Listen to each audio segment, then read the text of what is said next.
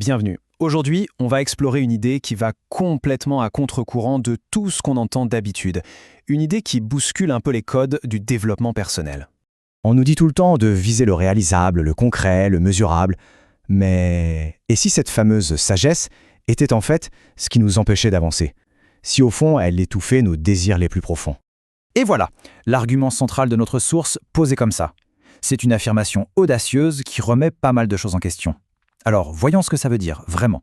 Allez, commençons par le début. On va essayer de décortiquer ce qu'on entend par réaliste et surtout pourquoi cette notion peut être aussi limitante. Le point crucial, il est là. Le réalisme est complètement ancré dans le présent. Ce n'est pas une vision de l'avenir, c'est juste une projection de ce qui est déjà connu, de ce qui existe déjà. Autrement dit, un objectif réaliste, c'est tout simplement la continuation du statu quo. C'est prendre le monde tel qu'il est et se dire qu'on peut peut-être en gratter une toute petite part en plus. C'est la question que pose notre source, et franchement, elle est percutante. S'il n'y a pas ce désir de transformation, pas cet élan vers quelque chose de radicalement différent, où est-ce qu'on trouve la motivation, l'inspiration? Et ce visuel, il illustre la perfection. La colonne de gauche, la colonne de droite, c'est la même chose. Viser le réaliste, c'est bien souvent, sans même s'en rendre compte, planifier la stagnation. Mais cette stagnation, attention, elle n'est pas sans conséquences. Voyons un peu plus en détail les limites de cette approche qui semble si raisonnable. La source suggère, avec une pointe d'ironie, que pour ceux qui ont une peur bleue de l'inconnu et de l'échec, la sécurité d'un objectif réaliste est super rassurante. C'est un moyen très efficace d'éviter de prendre le moindre risque. Et voilà le cœur du problème. Pour quiconque aspire à grandir, à changer ou à accomplir quelque chose d'un peu grand, se contenter de ce qui est réaliste, c'est comme s'attacher soi-même au poteau de départ. Alors, d'accord. Si on met le réalisme de côté, on fait quoi? L'alternative est aussi radicale qu'elle est, en fait, plutôt inspirante. L'idée, c'est de prendre le contre-pied total. Il ne s'agit plus de viser ce qui est probable, mais bien ce qui semble complètement hors de portée, voire carrément impossible. Prenons un exemple bien concret pour voir comment ça marche. Le voyage, c'est un rêve assez universel, mais souvent freiné par des contraintes très réalistes. Ah, on les connaît, ces fameuses barrières du réalisme. La logique habituelle nous dit « c'est impossible, alors n'y pense même pas ». Eh bien, cette approche suggère de faire tout le contraire.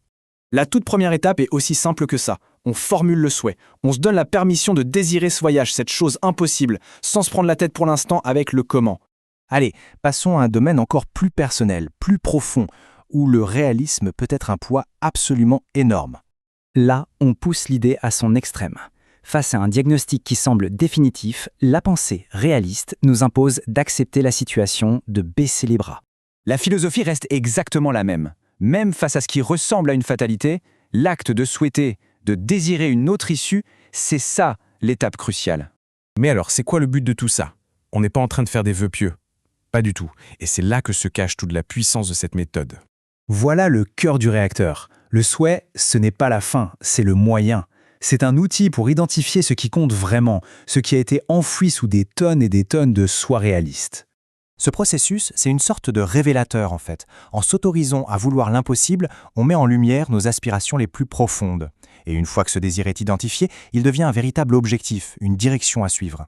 Cette phrase de la source est magnifique. Elle résume parfaitement l'esprit de la démarche. C'est une invitation à redécouvrir des pans entiers de nos propres désirs, ce que la raison avait sagement mis de côté.